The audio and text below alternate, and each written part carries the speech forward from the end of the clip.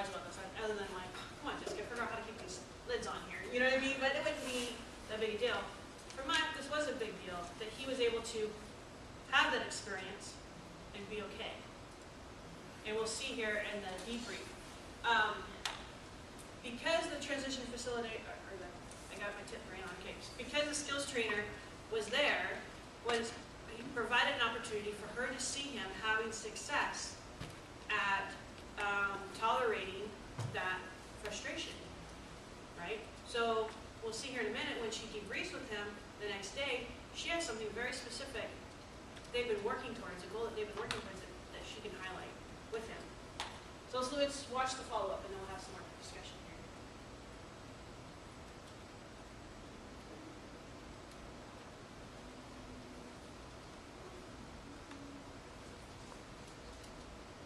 I was going to say too, one of the other things, just as I'm not throwing out ideas, one of the other things that they had done together before he went into his job is they had, I think it was after the second day, so he kind of knew what he needed to do. They actually sat down and wrote out a list of the cleaning responsibilities that he had, talked about which ones were a challenge for him, so that they could then practice those skills at their center. And then he kept that list with him in his pocket, so he can kind of move his way through that as he needed it. And then also, one of the things it says right before I start here is that in the area of cleaning the dishes and that kind of stuff, that he had experience in their center doing dishes as part of one of the event, the programs that they're doing. There's probably like one like ours, like cooking and that kind of stuff.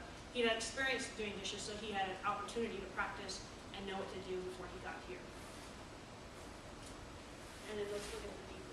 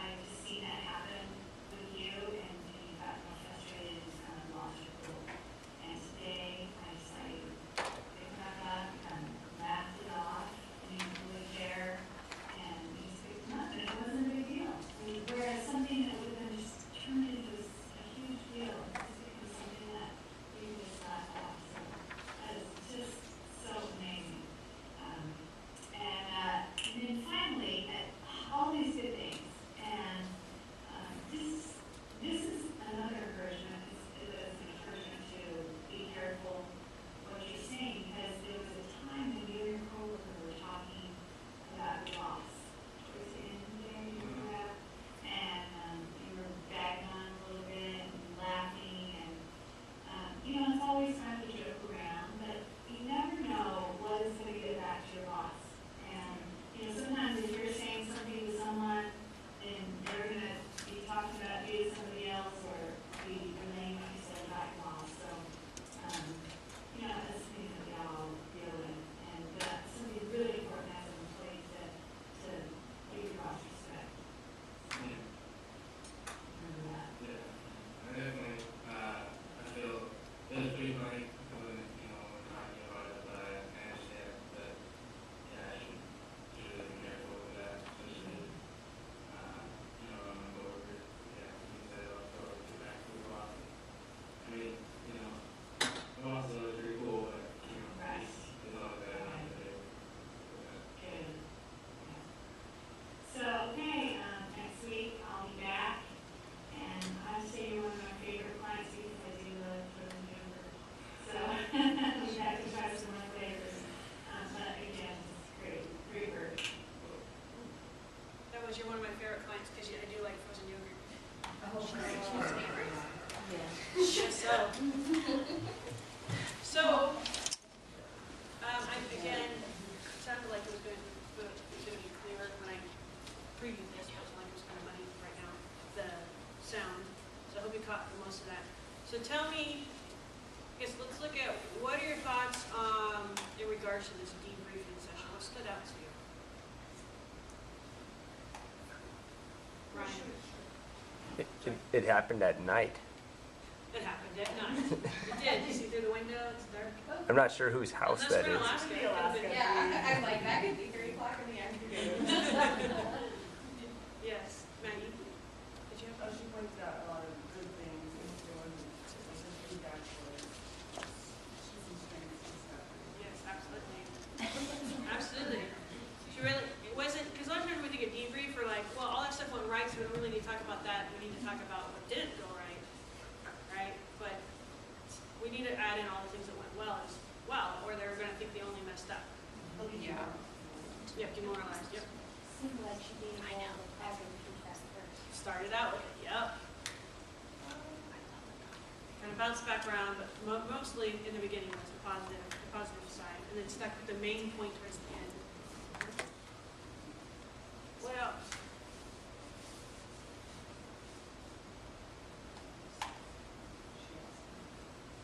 What's that? She asked him what he thought. She asked him what he thought. Yep, very youth-focused. He did most of the talking. To that end point when she was giving him feedback about the boss, he did most of the talking. And even then, she's saying, here's an encouragement. Here's something, basically, here's something from my experience that I know about talking about your boss, is you never know it's going to get back there. And he still could say, that's all right, I still want to work for my boss. It wasn't like, you did a horrible job, Jeff, that time when you talked about your boss, you really blew it that time. You shouldn't talk about your boss. It was presented in a way that this is some information that I feel you should know as an employee. That, you know, where it's all fun and games and your boss is pretty cool so you weren't worried about it. Here's some things that, you know, here's the thing, is that it might get back to him. You never know how it's going to sound when it gets there, that kind of thing. Anything else on this interaction? The thing that always sticks out to me is just how she's very descriptive in giving her feedback. That time when you, X did, you know, remember when the lids kept falling off the plates, you know, like off the tray, and you know, in the past, she goes back to the past and things we've been working on. In the past, when this type of thing happened, you would lose your cool, but now she's tying these very specific things together. Instead of, you know, I was there yesterday, you did a really great job, and you should continue to do those things that you were doing yesterday. Okay, if I have yesterday every day for my future, I'll be great. I don't know what that is, but if I do that, that would be great. So as we move forward in working with youth, we definitely want to keep, you know, looking at ways that we can do in vivo teaching. How can we incorporate that into our work with these young people? You know, when we're looking at accomplishing our treatment goals, what types of skills have we identified they need to learn to be able to accomplish those goals? And where can we build in that learning? And very in the moment, in a real setting or simulated setting for those, for you to be able to practice those skills. So the more I can practice it, I don't know about you, but the more I practice anything, I get typically better at it, right? That started the day before. Okay, so we're going to go into, any questions on that, on in vivo teaching? Comments?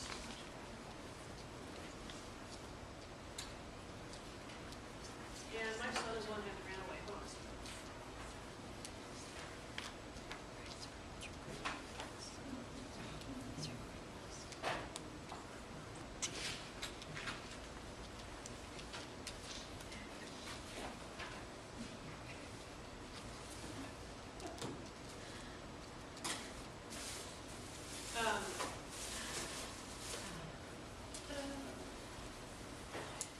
Any final thoughts on in vivo teaching? I feel like in a minute we're going to have to start doing sodas, jelly jumps. You guys are looking like me. Like after I eat, I'm like, as much as I don't want to, it happens. As much as I'm interested in something, it still happens. So we'll get into groups and stuff here in just a minute. Okay, let's dive into soda's process. I set them out on the table, and you have trained me well. So they should be at your table. Did anyone not get the slides for sodas? Okay. So the sodas process, our problem-solving method that we want to teach to our youth. So problem-solving and decision-making. We do this every day, right? Literally, in this picture, go to the closet and not really decide to have a nice day or, yeah, you know.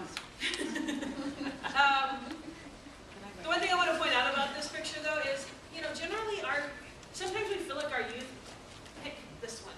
Like, you know, that's what I'm going to do today. I'm just going to go make this life miserable. That's my plan. Okay.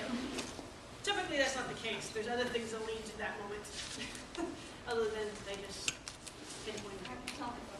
Yes, you have to remind yourself of that on a regular basis. Okay.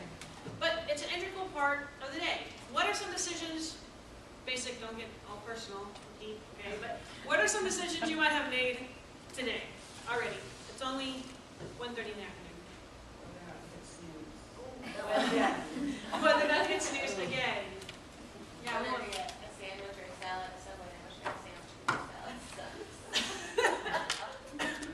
whether to get a sandwich or a salad at Subway, you now know you chose a salad, but now you know you would have rather had the sandwich. Yes. What else did we decide already today? Whether it's gonna bike or drive. Bike or drive? Definitely Drove. Drove was the decision there.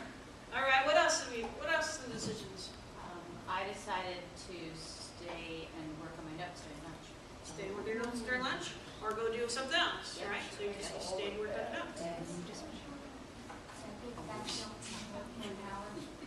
Yeah. Instead of taking a lunch break. Take a lunch break, or go back to the office and work for an hour. Sleep this morning and go to the gym.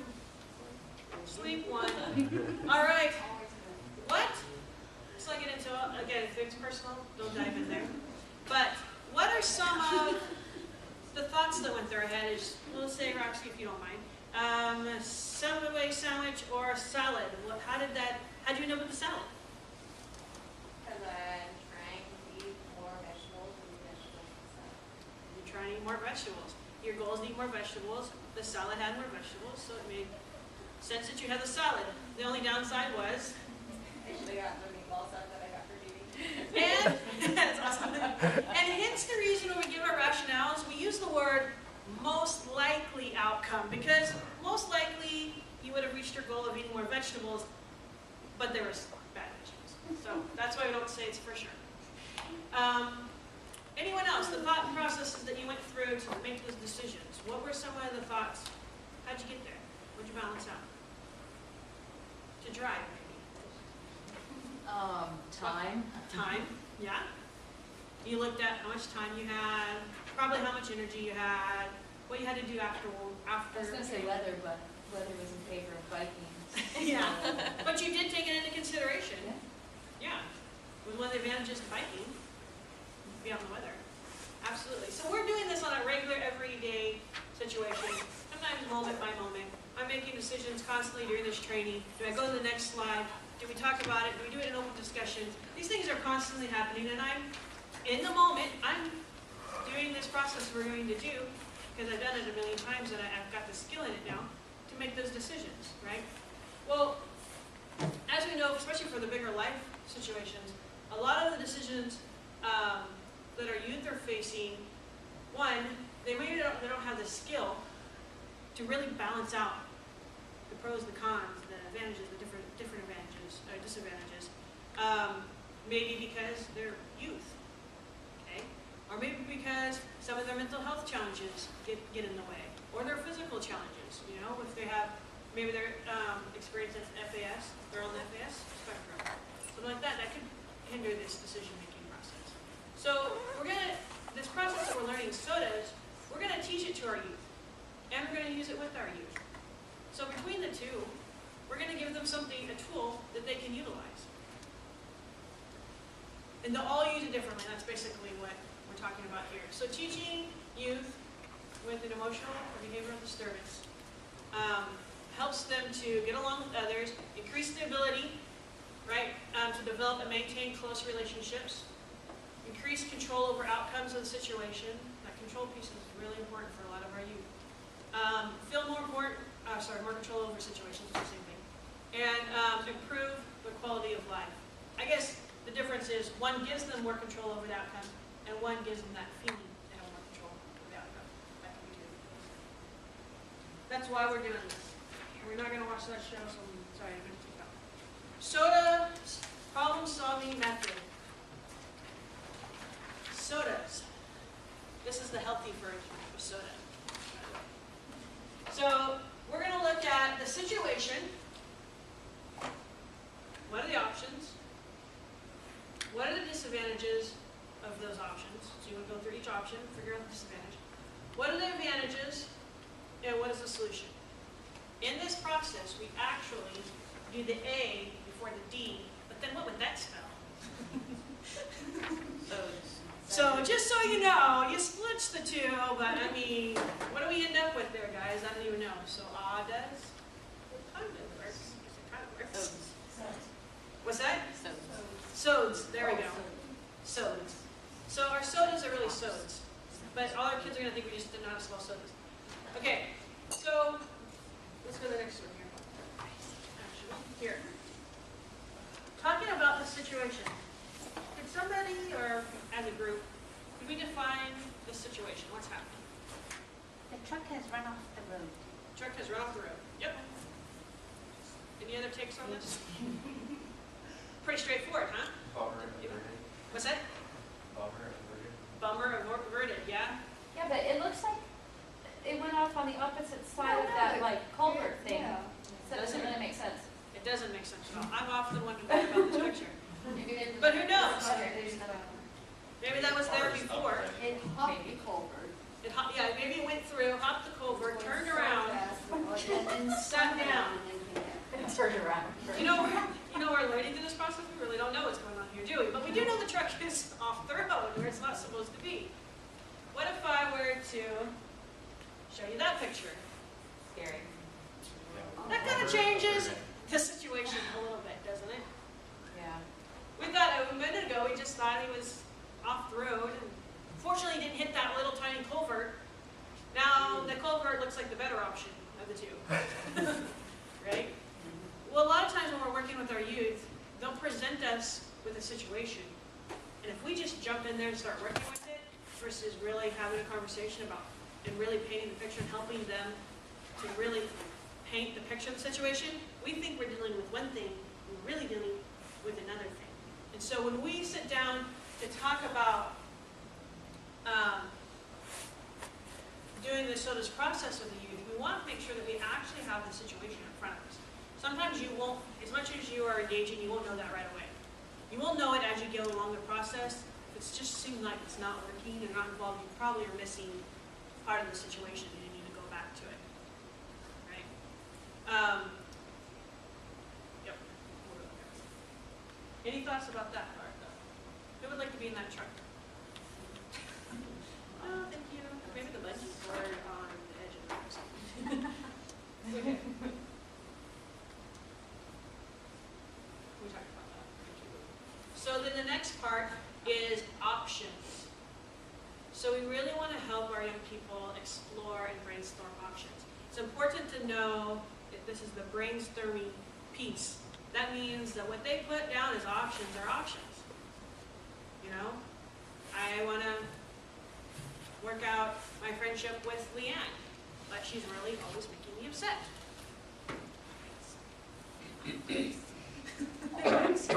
What do I have some options here? You know, are nice, pretty little options. I can talk it out with her. You know, we can sit down and have coffee together, which these are all options, right? I could also just get really mad and punch her out, and maybe then she'll get over what she's doing to me, and we will, you know, work it out. That's how we work it out anyways. Her and I just box it out, right? It is an option. I could do that.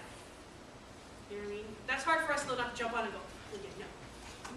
If you do that, then blah, blah, blah, blah. It's an option. I don't know how many times in the Family Resource Center I have broke down some pretty big whoppers of options. It's just like, yes, she could. I try not to say it like that, but that's what I'm thinking. Yep, that's an option. So this isn't the time to insert a rationale. It's not the time to insert a rationale. Right now is the time to just look at options and explore options. I actually use this random options as a way to get them brainstorming. Because sometimes I'll be like, oh no, oh no, oh no. Well, you can ride a hippopotamus through the store on Wednesday, and they're like, you're an idiot. I would probably just talk to my dad. Okay, I don't use that very often, but I do use that. Okay, because it is an option if you can find a rhinoceros. But my whole point in saying this is, in this stage, we really don't want to be inserting, you know, education. We don't want to be inserting rationales. We want to just be exploring options. Until the whole SOTUS process is done? During the options portion. Do you ever use sodas after a situation? To process what happened? Yeah. You wouldn't really, because, I mean, you can't, okay, this is how it would work. You wouldn't really use it to debrief, right? But you could use it to say, what are we going to do from here? Because really, you're going to be trying to figure out what the situation is and where you're going to go with it, is the role for this. Now, there's some debriefing in that process that would happen, but it wouldn't be the goal. So options are as many as they want? As many as they want. Yeah. You want to generate a few. You don't need to make them generate 20 or 30, but if they want to, that's fine. You don't want to just have one. You know, so that's in the point where you really let them explore. I talk a lot about, you know, ask them different ways at least 3 to 5 times before putting your own, giving them some options that you know of. So, you know, well, what options do you think? Maybe one, or maybe I don't know. Well, if I, you know, you can phrase a lot of ways. Well, if your friend was in this situation, what option, you know, like maybe some similar friend, what options do you think they might have?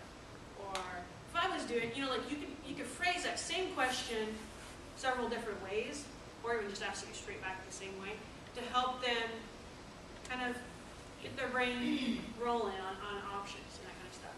And then if they just don't have any, it is okay to say, you know, in my experience with working with youth, other youth have tried these options, right? Or I have heard of these options. You're still not telling them that they need to do those options by saying it like that, but you are putting out, getting those kind of ideas rolling. But you want to start first with that youth, and not just once, like, so what option do you want to do? I don't know. Okay, so let me tell you. You know, you don't want to roll right into that. You want to give them a little bit of time to go through here. Then the cake. Get them to think. They come up with some really good ones. And they know very clearly the situation better than you do. So if you can get it to come from them, it's more likely going to be real to the situation. So then we go into the disadvantages and advantages. And again, talk about starting with the advantages. What would be the advantage to starting with the advantages. Get them positive. Is that why you do it? Yep, getting them into a positive mindset before going into it. What else? But how do you? They might not feel defeated. What's that? If, I think if you start with the disadvantages, they could start and just feel defeated before the beginning. Yep. They're usually more connected to the disadvantages. What do you mean, like, they're just like right here in your face, those disadvantages. Seeing what positive things might happen, typically, not always, but typically is a little bit more of a challenge for some of you. Did you have a question, Sharon? I was gonna say, if some of the options were really negative, or well, how would you find? You're gonna dig deep into your skill training bag, and you're gonna do this. So here's the thing. If I was going to, my option was to punch my friend, right? What advantage would I receive from punching her? Ryan, Oh, It's very quick. very quick. okay. It's done. Satisfaction could be like that. I might feel satisfied, right? Okay. I'm gonna get some advantages. Yeah. Now you're gonna flip over to the disadvantages. So don't be afraid to say what the advantage is. We're gonna flip over to the disadvantage, okay? We will let them know. It's from our caring spot that we don't want to just be like, yeah, that's okay. Think of all the youth that come through and talk about smoking pot. Okay, there's a lot of advantages they can list, Okay. Yeah. right, for smoking pot. We can all have our own conversation about this later, right? But anyways, our point is there's a whole list of advantages they could list. There are also some disadvantages, and that's what we're going to look at so we can weigh these things out. And we're teaching them this skill. They're going to need to do this on their own when we're not there as well. So, but that's a great question because it's tricky. It's another time where we have the ability to jump in the way of them learning this skill and being able to process learning. So, definitely so that we can get them in that kind of positive mindset and so that they don't feel that feeling of defeat. We want to start with SOTUS. So we're going to veer from our acronym and we're going to do advantages first. Then we're going to roll into disadvantages. For some reason, I don't feel like I need to teach that one as much. Everybody's that's one that we're just like, yeah, let me tell you. Okay. Again, though, we want to stay youth-focused. What does the youth feel is a disadvantage of this and this? Because sometimes what we think is a disadvantage is a benefit to them, is an advantage to them. You might get kicked out of school. That's the goal. Okay? You might go to jail. All right. You know, I've had youth actually say, well, I did that because so-and-so told me that if I did this, then I had to go back to detention. And I remember how I felt in detention. I knew what was expected of me. Like, and they're on their way to detention, saying, this person, let me know how to get here. Okay? I don't put all blame on that person. This is difficult. I'm just saying that sometimes we think is a disadvantage is really an advantage. So we need to ask if we're throwing out options after they have talked and had their chance. Maybe one disadvantage would be this. What do you think? No, not really. Maybe one of the advantages is you won't have as close a relationship with the people around you, like we were talking about from Gina's example earlier. So, I don't care. I'm fine by myself, right? So we need to make sure that it's still youth informed. Where are we at? Okay, then the solution. So when we get to the solution, we're asking them, okay, now that we have defined the situation, we've brainstormed some options, and by the way, I didn't say this, when you brainstorm the options, you might end up with like 10, more than likely 5. Okay, I think that's probably more the average, 3 to 5. You want to, when you dive into the next step, you really want them to pick, like, okay, out of these 10 options or these 5 options, what would you say would be your top 3? Okay, now you could do all 5. If they're like owning all 5, they're like, no, I want to do all these, or all 10, I want to look at all 10 of them, go for it. Okay, generally they're like, no, here. Okay, that'll help you go through the process. But again, like I said, if they're invested in all of them, do all of them. But you could ask the question then, what are your top 3? Does that make sense? So, you define the situation clearly. I did not just go off the road. I went off the road by a really huge cliff up on Blue Lake. You know, I was like looking at the waterfall like this. Okay, you define the situation. You brainstorm the options, and then you looked at the advantages. You looked at the disadvantage of all those options. So option 1, advantage, disadvantage. Option 2, advantage, disadvantage, so on and so forth. Okay, now we're at the solution part, and this is what we're going to ask the youth. Does this process lean you towards one decision or another? Sometimes it doesn't. And you kind of go back to the top to look at the situation and reevaluate maybe some different options. Or maybe they think about it for a week and you check back in with them the next time. Okay? So, but if they say, yeah,